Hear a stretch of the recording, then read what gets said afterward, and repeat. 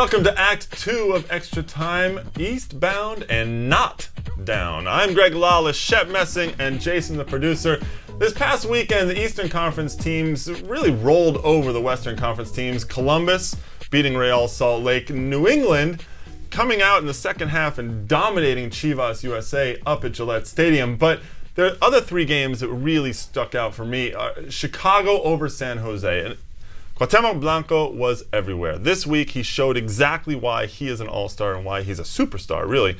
A goal and an assist in both games that Chicago played this week. One was a win against New England in Superliga, and then the win over San Jose. Blanco was the man, wasn't he? Yeah, he definitely showed the impact he can make on a game. They also brought in Papa, when they brought him on. But Blanco himself, he does these subtle little things. He finds space, or he gets himself in the right place for the ball at the right time. He just makes everyone around him better. I mean, great finish by Nyako on that goal, but the pass by Blanco was phenomenal. And they have some problems now, though. And you mentioned Nyako's goal, which is good because Brian McBride now out for arguably the rest of the season. They say 3 to 4 months with shoulder surgery.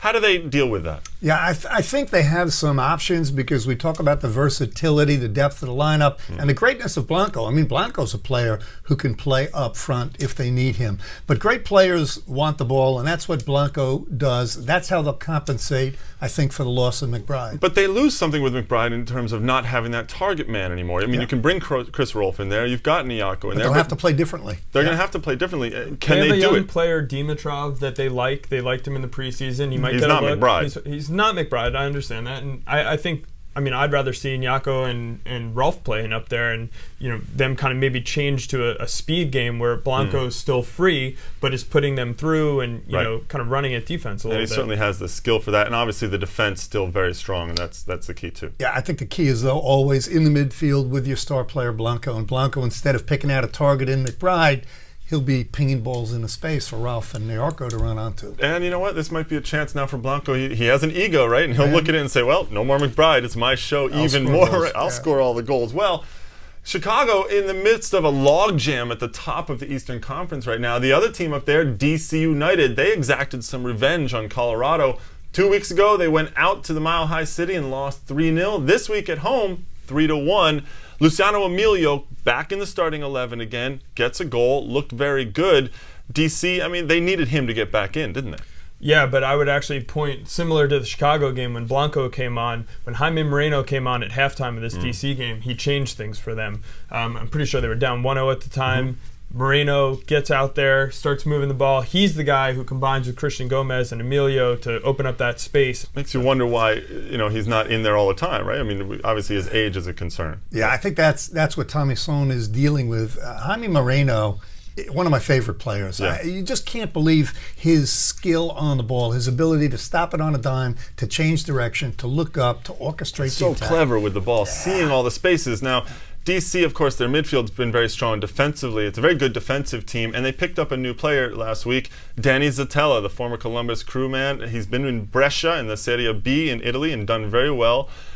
I mean, the rich get richer in MLS right now. Even if Zitella is only slightly above average, when you look at the DC United midfield, when they're all healthy, you have Fred, you have Gomez, Ben Olsen, Clyde Sims, Pontius can play in the midfield. Rodney Wallace can play in the midfield. And now you bring Zitella in. I'm forgetting Quaranta, though, who would be a starter for them. So essentially their second-team midfield would have Pontius, Wallace, Jacobson, and Zitella, who are all very capable players, as they've shown. A little bit of a surprise to me because just what we're talking about. So many quality players. Now Danny Zitella, another quality midfielder. He could play out wide right in the midfield. He could play centrally. My question is, why did Dallas pass? Remember, their assistant coach out there, John Ellinger, he coached Danny Zitella at the youth international level, so who knows? Zitella came back as an allocation, and in the allocation list, Dallas was at the top of that list. They passed. DC United picked it up. Maybe Dallas wanted some cap room or needed something that they're going to make a move.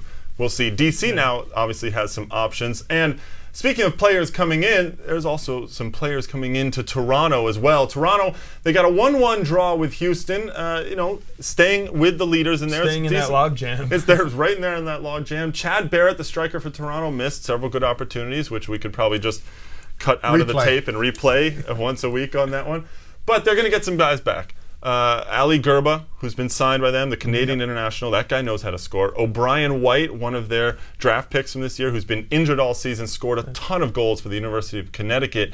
This is a team that's just picking up more and more attackers. Yeah, they're getting two guys who have been known to finish, which is important because I think that's what you are lacking with Barrett. It's just inconsistent. You know, one week he can score a couple goals, but even like we said, when he scored a couple goals against San Jose, he also missed a few chances. Right, and they have the guys to set him up too, Guevara and De Rosario. I love the Toronto team, but the question is always about balance. So many attacking options, and we didn't even mention the potential signing of a designated player, De Guzman. What if they got De Guzman? Right. Then they have, tick off all the attacking players.